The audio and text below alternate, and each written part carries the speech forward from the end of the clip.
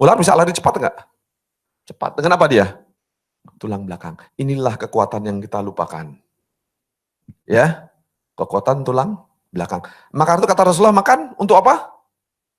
Cukuplah makan untuk menegakkan tulang belakang. Jadi makanan tuh untuk menegakkan tulang belakang. Intinya makan menghasilkan kekuatan, bukan kenyang. Makan menghasilkan kekuatan. Makanlah untuk mendapatkan kekuatan. Dari mana kekuatan? Dari tulang belakang. Bukan dari perut. Tulang belakang. Dimakan tuh tulang belakang. Jadi orang-orang zaman dahulu yang dilakukan adalah tulang belakang. Coba kata Rasulullah. Kata Rasulullah SAW, kalau kita apa? Ajarkan anak kamu apa? Berkuda, terus berenang, memanah. Kenapa hanya 3 itu? Coba ya. Kalau seandainya anak bayi di bedong, diikat kan? Bisa gerak gak? Bisa. Tulang belakang yang bergerak.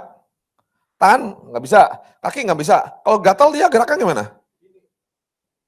Dia lihat ya. Tulang belakang itu gimana bisa gerakannya? Dia bisa. Dia bisa maju. Ya. Maupun merembet dia bisa jalan. Bisa jalan. Dia semua bisa. Berguling bisa. Dia masih bisa berkelahi tanpa apa? Kalau dia, dan kekuatan tulang belakang lebih besar daripada tulang tangan.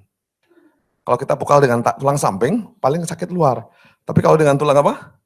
Tulang belakang, bisa kelempar, masuk ke dalam. Bisa kelempar. Ya. Maka itu inti-inti kekuatan dalam bela diri itu ada di mana? Di tulang tengah. Nah, jadi dengan diikat itu masih bisa bergerak. Ya. Dan tulang belakang itu penting. Tulang belakang kalau anak di bedong, dia tulang itu akan tumbuh dengan sempurna. Jadi udah besarnya tuh nggak mungkin ada penyakitan kayak sekarang nih. Ya. Jadi anak-anak sekarang ini, karena kita ngikuti pola-pola yang dilakukan oleh pengobatan barat, bahwa anak tidak boleh dibedong, menghambat perkembangan, ya. Karena berkembang tenang aja, udah tidur kan dibuka. Setelah itu bergerak normal lagi, lari-lari. Berkelahi itu sifatnya apa? Kalau kita dengan pedang, ya, yang pakai apa dia? Pakai apa namanya? Tulang belakang. Nah itulah kelemahan-kelemahan, kenapa saya banyak nangani anak-anak muda yang mereka berpenyakitan, padahal badannya berotot. Kesalahan di mana? Mereka fokus kepada tulang samping dan otot-otot samping. Tidak ada yang fokus kepada kekuatan tulang tengah. Ular tuh nggak punya otot samping, ya, dia punya otot inti, tapi bisa gerak cepat, ya. Nah, dalam perkelahian orang-orang tulang belakang yang tulang belakang kokoh, dia pukul tuh pukulan kayak apa? Kayak cambuk. Langsung berat badan bisa dipindahkan kemana? Ke tangan. Ya, bisa pindahkan ke tangan. Jadi walaupun tangan kecil, badan 70 kilo, langsung dia bisa pindahkan berat ke tangan. Karena efek cambuk. Jadi langsung orang turun, bisa ada jatuh gitu kan. Bisa ini. Jadi kita bisa pindahkan tangan ke apa? Nah orang bisa kelempar jauh. Nanti bisa coba ya sambil latihan kecil untuk anak-anak muda. Jadi dari 3 olahraga tadi semua olahraga yang simetri semuanya. Ya. Jadi berenang itu untuk memperbaiki rangka kanan dan kiri, tengah semuanya. Juga ototnya otot yang kecil. Otot kekuatan dan otot kelenturan. Ya. Kalau orang tadi kalau fitness dia otot besar dan kaku. Jadi nggak bisa gerak. Ya. Oke. Kembali lagi tadi berenang. Jadi berenang seperti itu ya. Nah Rasulullah ngajarkan juga memanah. Memanah kira-kira untuk tulang mana? Kalau berenang untuk semuanya. Memanah untuk rangka mana? Rangka. Rusuk. Memanah itu untuk rusuk. Jadi kalau memanah itu bukan satu arah ya. Memanah kalau kita berkuda dalam perang, memanah gimana caranya? Apa kanan terus? Enggak. Kalau ada musuh di sana gimana? Apakah harus gini? Kalau sedang naik kuda, memanah gimana? Iya harus gini. Ke belakang harus. Ke sini harus. Kalau ke bawah, ke atas. Nah artinya apa? Dia akan menggerakkan tulang rusuk semuanya. Ke semua arah.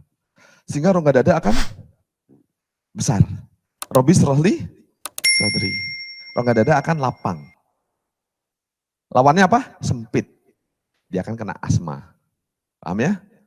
Jadi asma adalah sempitnya rongga dada. Ya, maka itu caranya bagaimana cara ngembang. Oh, enggak ada. Nah, lalu setelah itu berkuda. Berkuda itu berbeda ya, kuda kan besar nih. Kalau kita naik kuda kan, kuda kalau jalan pelan, dia kan apa? Apa yang diperbaiki kalau kuda tuh? Kalau dia kuda pelan, dia akan gimana? Kuda gerakannya, gerakan apa? Pinggul kita kan? Pinggul kita kan? Kalau di kita kanan, badan akan lentur ke kanan, kiri terus. Ya, berkuda. Tapi kalau cepat ya, yang gerakan apa? Terus, kan berkuda ini kan, terus gerak semuanya. Sampai pelan ke pelan, sampai kaki semuanya. Berkuda kan? Tapi kalau sedang larinya zigzag, yang ikuti kita ke semua arah. Mau kuda belok dia gini, kita turun, kita ke sini. Terus naik, loncat, kita seperti ini. Jadi tulang belakang apa? Dia ngikuti apa? Dia seimbang. Berkuda tuh, kanan, ke depan. Udah campur dia, udah di apa apalagi dalam berperang kan?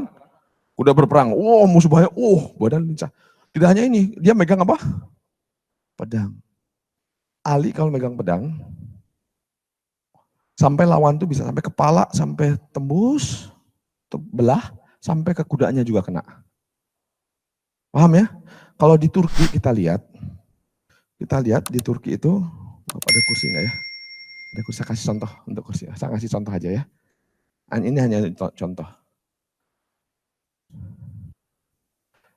Maaf ini hanya untuk kasih contoh ya.